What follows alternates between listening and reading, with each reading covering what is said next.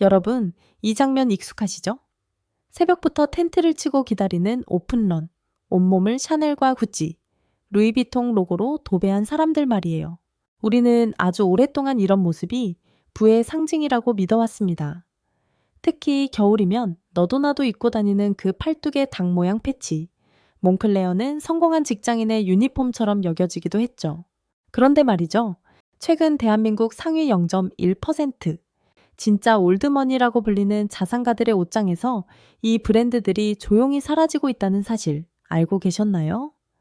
그들은 이제 500만 원짜리 로고 패딩 대신 2천만 원짜리 무지 캐시미어 코트를 입습니다.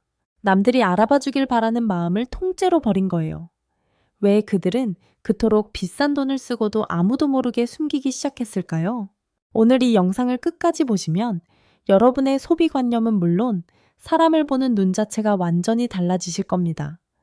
진짜 부자들이 로고를 버리고 선택한 그 비밀스러운 브랜드들의 정체, 지금 바로 공개합니다. 안녕하세요. 여러분의 유튜브 콘텐츠 전략가이자 대한민국 럭셔리 소비 지형도를 분석하는 옆집 지갑입니다. 오늘 우리가 다룰 주제는 단순히 어떤 브랜드가 유행한다는 식의 가벼운 이야기가 아니에요. 이건 현대 자본주의 사회에서 부의 정의가 어떻게 이동하고 있는지에 대한 거대한 담론입니다. 몽클레어나 에르메스 버킨백처럼 누구나 아는 명품이 왜 누군가에게는 촌스러운 과시가 되었는지, 그리고 그들이 왜 이름조차 생소한 로로피아나나 더 로우 같은 브랜드에 열광하는지 심층 분석해 드릴 거예요. 이 영상 하나면 여러분은 럭셔리의 최고 정점인 콰이어트 럭셔리의 모든 메커니즘을 완벽하게 이해하게 되실 겁니다. 자, 그럼 15년차 전문가의 시선으로 분석한 부자들의 진짜 옷장 속으로 함께 들어가 보시죠. 가장 먼저 우리가 짚어봐야 할 건 로고의 종말입니다. 왜 그들은 그 익숙한 몽클레어를 벗어 던졌을까요? 이걸 이해하려면 경제학의 시그널링이라는 개념을 알아야 해요. 예전에는 명품 로고가 내가 이만큼 성공했다는 걸 보여주는 아주 효율적인 신호였거든요. 멀리서 봐도 저 사람 300만 원짜리 패딩 입었네? 라고 단번에 알 수 있었으니까요. 하지만 문제가 생겼습니다. 이 신호가 너무 흔해진 거예요. 할부 서비스가 발달하고 중고 시장이 활성화되면서 사회 초년생들도 서너 달 월급을 모으면 몽클레어를 살 수 있게 됐죠. 소위 말하는 명품의 대중화가 일어난 겁니다. 여기서 진짜 부자들의 심리가 발동해요. 남들과 똑같아 보이고 싶지 않다는 강력한 차별화 욕구죠. 그들에게 로고는 이제 부의 증명이 아니라 나도 부자처럼 보이고 싶어 안달난 사람이라는 민망한 광고판처럼 느껴지기 시작한 겁니다. 여기서 많은 분이 오해하시는 게 있어요. 그럼 부자들이 돈을 아끼려고 로고 없는 걸 사는 건가요? 라고 묻기도 하시는데 아니요, 절대 아닙니다. 오히려 정반대예요. 로고가 없는 제품들이 로고가 박힌 제품보다 훨씬 비싸거든요. 예를 들어볼까요? 가슴에 커다랗게 로고가 박힌 유명 브랜드의 후드티가 150만 원이라면 진짜 올드머니들이 입는 로로피아나의 무지 후드티는 400만 원이 훌쩍 넘습니다.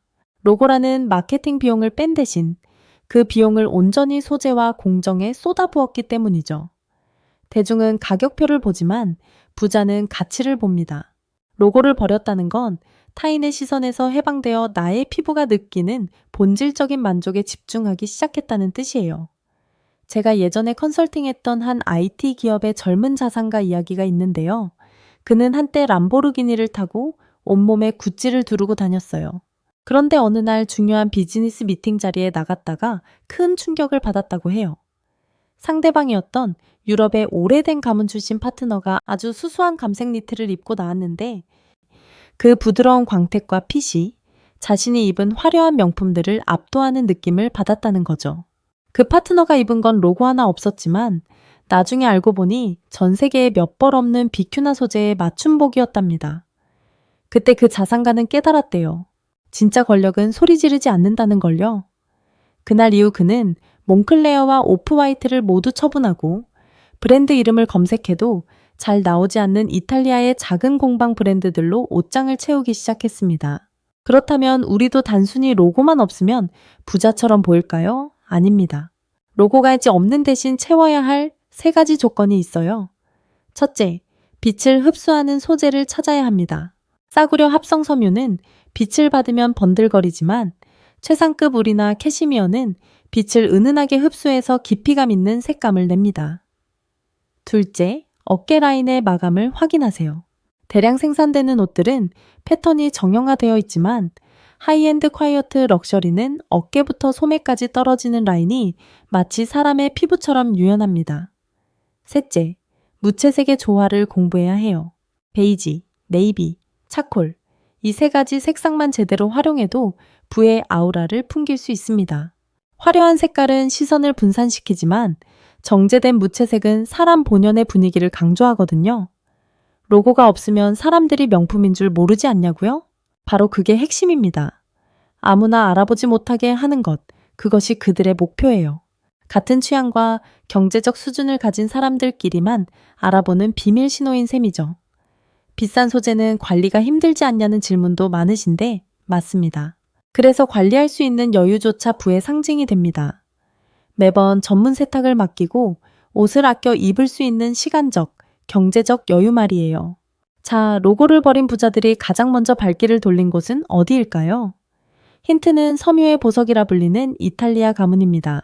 몽클레어 패딩 한 벌 가격으로 티셔츠 한 장도 못 산다는 그곳. 이제 조용한 사치의 정체, 콰이어트 럭셔리를 상징하는 브랜드들을 파헤쳐 보겠습니다. 대표적인 브랜드가 바로 로로피아나와 브루넬로 쿠치넬리입니다. 이들은 로고를 전면에 내세우지 않아요. 대신 질감으로 말하죠. 부자들에게 이 옷은 단순한 의류가 아니라 자신이 속한 계급을 확인하는 입는 신분증과 같습니다. 길거리에서 누군가 로로피아나의 오픈워크 슈즈를 신고 있다면 서로 눈빛만으로 당신도 우리 쪽 사람이군요 라는 걸 알아채는 시기죠. 이건 캐시미어 한두 번 입어봤다고 알 수 있는 영역이 아니에요. 로로피아나가 독점하고 있는 비큐나라는 소재는 안데스 산맥의 야생 낙타류 동물에게서 얻는데 3년에 단 한 번만 털을 깎을 수 있습니다. 한 마리에서 나오는 양이 겨우 200g 남짓이라 코트 한 벌을 만들려면 30마리 이상의 비큐나가 필요하죠. 몽클레어 패딩 10벌을 살 돈으로 비큐나 코트 반쪽도 못 산다는 말이 나오는 이유가 여기 있습니다. 미드 석세션을 보신 분들은 아실 거예요. 세계적인 미디어 재벌 가문 이야기인데 주인공들은 로고가 박힌 옷을 단 한 번도 입지 않습니다. 60만 원짜리 야구 모자에도 아무런 로고가 없죠.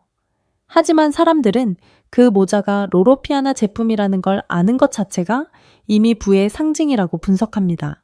반면 이 가문에 끼어들고 싶어하는 졸부 캐릭터는 커다란 버버리 체크 가방을 들고 나왔다가 저 가방 안에는 뭐가 들었길래 저렇게 요란해? 라는 비웃음을 삽니다. 로고 플레이의 종말을 보여주는 상징적인 장면이죠.